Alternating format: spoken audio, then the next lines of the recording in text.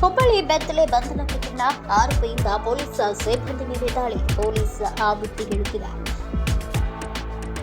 Setup ಮತ್ತು ಹಲ್ಲೆಯ ಪ್ರಯತ್ನ. ಹುಬ್ಬಳ್ಳಿಯಲ್ಲಿ ವೈರಲ್ ಆಗಿದ್ದ ಬೆತ್ತಲೆ ಮಹಿಳಾ ಬಂಧನದ ಪ್ರಕರಣ, ಅದರ ಬಗ್ಗೆ ಹೊಸದಾಗಿ ಬಂದಿರುವ ಮಾಹಿತಿ ಬಹಳ ಆಘಾತಕಾರಿ ಮತ್ತು ತೀವ್ರ ಸ್ವರೂಪದ್ದಾಗಿದೆ. ಮೊದಲು ಪೊಲೀಸರ ಮೇಲೆ ದೌರ್ಜನ್ಯದ ಆರೋಪವಿತ್ತು. ಆದರೆ ಈಗ Hubballi police commissioner N Shashikumar ಅವರು ನೀಡಿರುವ ಸ್ಪಷ್ಟೀಕರಣ ಪ್ರಕರಣವನ್ನೇ ತಲೆ ಕೆಳಗು ಮಾಡಿದೆ.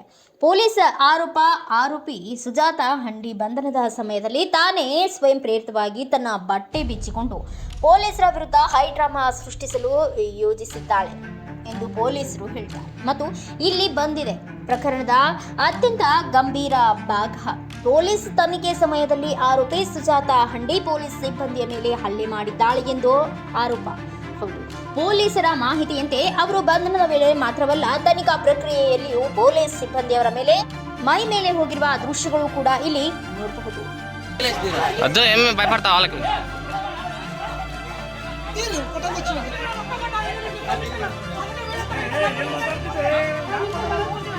ಒಂಬತ್ತು ಕೇಸ್ಗಳ ಕ್ರಿಮಿನಲ್ ಹಿನ್ನೆಲೆ ಹೊಂದಿರುವ ಸುಜಾತ ಹಂಡಿ ಪೊಲೀಸರ ವಿರುದ್ಧ ಸಾರ್ವಜನಿಕ ಅಭಿಪ್ರಾಯವನ್ನ ತಿರುಗಿಸಲು ಮತ್ತು ತನ್ನ ಕ್ರಿಮಿನಲ್ ಕಾರ್ಯವನ್ನ ಮರೆಮಾಚಲು ಈ ಎಲ್ಲ ಹಂತಗಳನ್ನ ಕೈಗೊಂಡಿರಬಹುದು ಎಂದು ತನಿಖಾ ಮೂಲಗಳು ಸೂಚಿಸುತ್ತಿವೆ.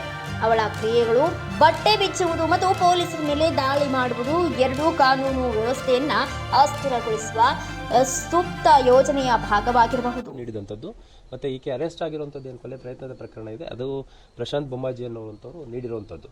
ಮತ್ತು ಮುಂದುವರೆದು ನಮ್ಮ 4 ಜನ ಸಿಬ್ಬಂದಿಗಳಿಗೆ, ಮಹಿಳಾ ಸಿಬ್ಬಂದಿಗಳಿಗೆ ಈ ಒಂದು ಘಟನೆಯಲ್ಲಿ ಹಲ್ಲೆ ಮಾಡಿರುವಂಥದ್ದು ಮತ್ತು ಬಾಯಿಂದ ಆಕೆ ಕಚ್ಚಿರುವಂಥದ್ದು ಅದೆಲ್ಲ ನಾನು ಗಮನಿಸಿದ್ದೇನೆ.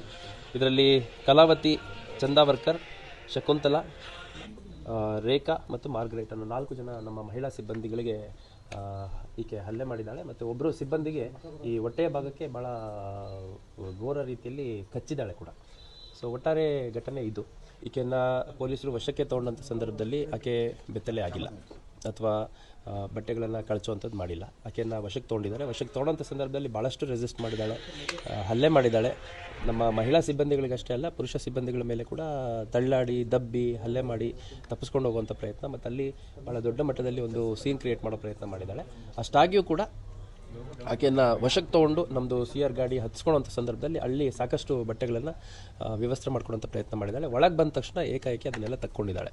ಆನಂತರ ನಮ್ಮ ಸಿಬ್ಬಂದಿಗಳೇ ಅಲ್ಲಿ ಸ್ಥಳೀಯರ ಸಹಾಯದಿಂದ ಬೇರೆ ಬಟ್ಟೆಯನ್ನು ತರಿಸಿ ಹಾಕ್ಸಿರುವಂಥದ್ದಾಗಿದೆ. ಈಗ ನೋಡಿ, ಜನರಲ್ ಅರೆಸ್ಟ್ ಫಾರ್ಮಾಲಿಟೀಸ್ ಮಾಡಬೇಕಾದ್ರೆ ನಾವೇನು ಮಾಡ್ತೀವಿ, ಹೋಗ್ಬಿಟ್ಟು ನಿಮ್ಮ ಮೇಲೆ ಈ ಥರ ಕೇಸ್ಗಳಲ್ಲಿ ಅರೆಸ್ಟ್ ಮಾಡ್ತಿದ್ದೀವಿ ಅಂತ ಹೇಳಿದಾಗ ಅವ್ರು ಸಹಕರಿಸ್ತಾರೆ, ಅದೇನಿದೆ ಅದನ್ನು ಚಾಲೆಂಜ್ ಮಾಡುವಂಥದ್ದು ಮಾಡ್ತಾರೆ. ಈಕೆ ಈ ಹಿಂದೆ ಈ ಹೊಸ ವರ್ಷದಲ್ಲಿ ಈ ವರ್ಷದಲ್ಲಿ ಆಗಿರುವಂಥ ಪ್ರಕರಣಗಳು ಹೊರತುಪಡಿಸಿ 2020ರಿಂದ ಒಟ್ಟು 5 ಪ್ರಕರಣಗಳು ಈಕೆ ಮೇಲೆ ಇದ್ವು. ಈ ವರ್ಷದಲ್ಲಿ ಒಟ್ಟು 4 ಪ್ರಕರಣ ಸೇರಿದಂತೆ ಒಟ್ಟು 9. ಪೊಲೀಸರ ಮೇಲೆ ದಾಳಿ ಮಾಡಿದ ಆರೋಪವು ಗಂಭೀರವಾದದ್ದು ಮತ್ತು ಇದರಿಂದಾಗಿ ಸುಜಾತ ಹಂಡಿ ಮೇಲೆ ಹೆಚ್ಚುವರಿ ಮತ್ತು ಗಂಭೀರ ಕಾನೂನು ಕಟ್ಟಳೆಗಳನ್ನು ಜೋಡಿಸಬಹುದು.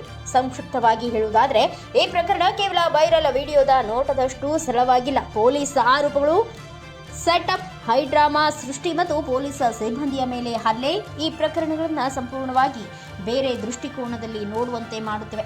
ನ್ಯಾಯಾಲಯದಲ್ಲಿ ಈಗೆಲ್ಲ ಆರೋಪ ಪ್ರತ್ಯಾರೋಪಗಳ ನಿಜಾಂಶ ಬೆಳಕಿಗೆ ಬರಲಿದೆ. Bureau report, Kiran Ballari, public city news, Hubballi.